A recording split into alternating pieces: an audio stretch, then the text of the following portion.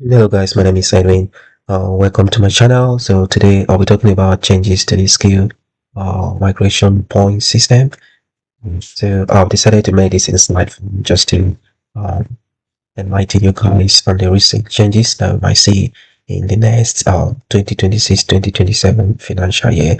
I just have to mention that this is a proposal, a reform that might likely happen, but it hasn't been implemented. But it's just necessary to have an idea of discussions around this and then see how you can get yourself ready. So, um, introduction. So, in this, I'm going to cover what the Australian point system is, uh, the changes that are being proposed, the key reforms, who may benefit, and then who may face challenges and how to prepare for future changes. So, at the moment, the Australian immigration system or the point test helps to determine eligibility for skilled independent visa 189, skilled nomination visa 190, and the skilled work regional visa 491. So that is the essence of the skilled migration program, which is point based.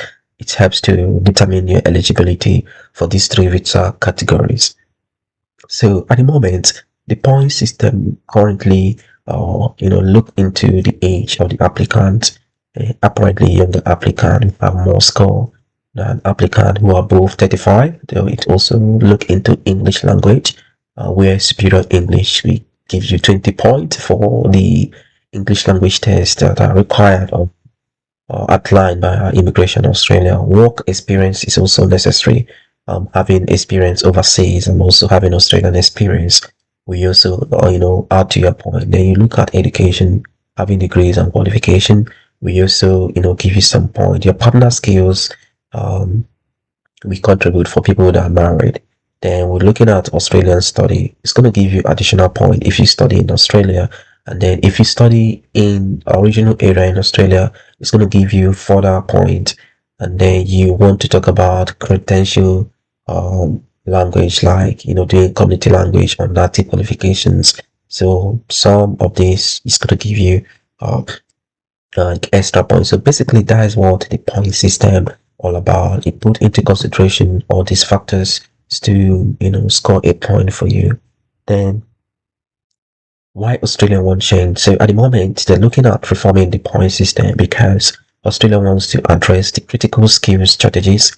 They want to improve workforce outcome, attract highly skilled migrants, strengthen the economic productivity, especially at this point in time where inflation is all over the world, and then better match migration with labor market demand. So these are some of the reasons they're trying to see how to make changes to the current point system you have in Australia. So the proposed change, what they try to achieve is going to have a greater focus on economic contribution, possible future emphasis on higher earning potential, long-term workforce participation, economic productivity. And the goal for this change is to select migrants likely to contribute strongly to Australian economy. So, looking at migrants who are highly skilled and who have high earning potential in their current place of work, bringing them and matching them into where we have shortages in Australia, we, contribute to the Australian economy.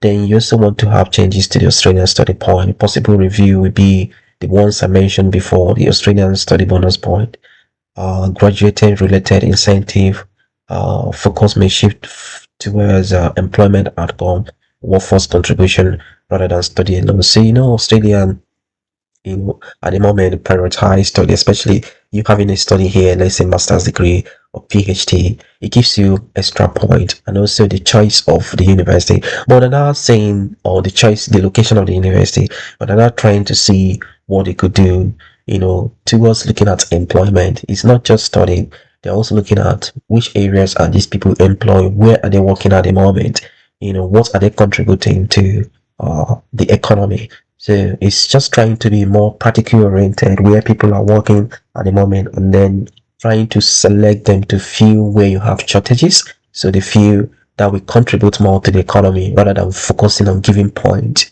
People who study at the end of the day, some of these persons may not get job in their required occupation. The next point is increased focus on occupations in demand.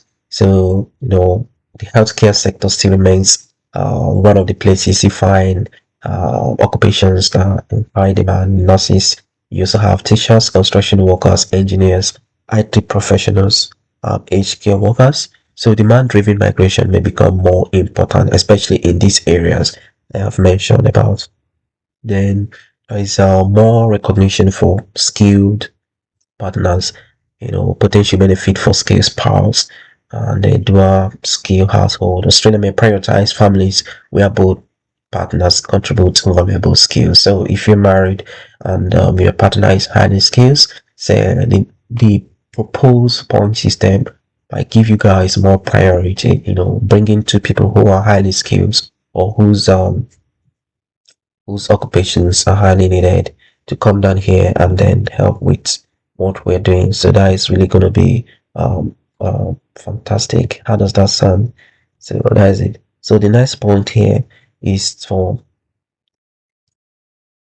the next point, who could benefit? So the potential winners could be teachers, engineers, skilled tradesperson, and then people who have superior English or strong English speakers, applicant with extensive work experience, and then skilled couples. The challenges that applicant may face, people who are relying solely on point. Uh, if you have low English score, there is limited work experience, occupation with low demand, applicant with fewer competitive factors.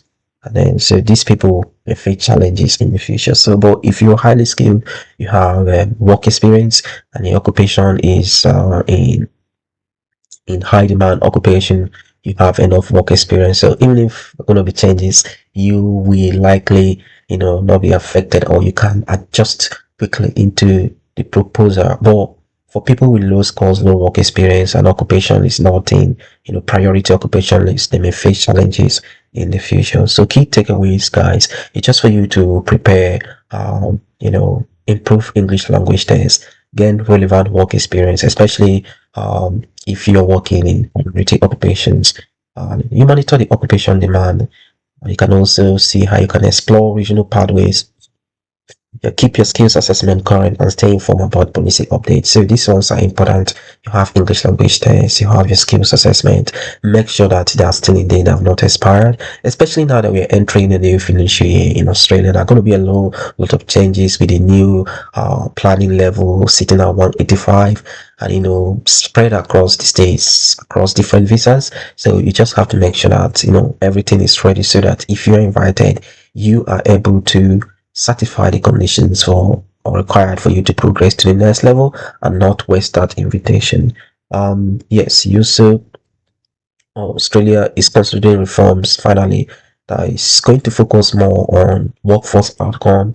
They want to prioritize critical skills, reward skilled families, simplify the migration system, increase competitiveness of peer, and preparation remains the key to success. So that's it, guys. I hope this is going to prepare you ahead for the new financial year. It's not going to put fear. Like I said, it's just a proposal. It has not happened yet. So all you need basically is to get yourself ready so that if any change is going to happen, you are ready to move into the next phase. And like you say, immigration around the world keep changing based on demand and what the country in question actually wants. So you just have to make sure that you are also following up with the current happenings, policies, updates, changes around the world.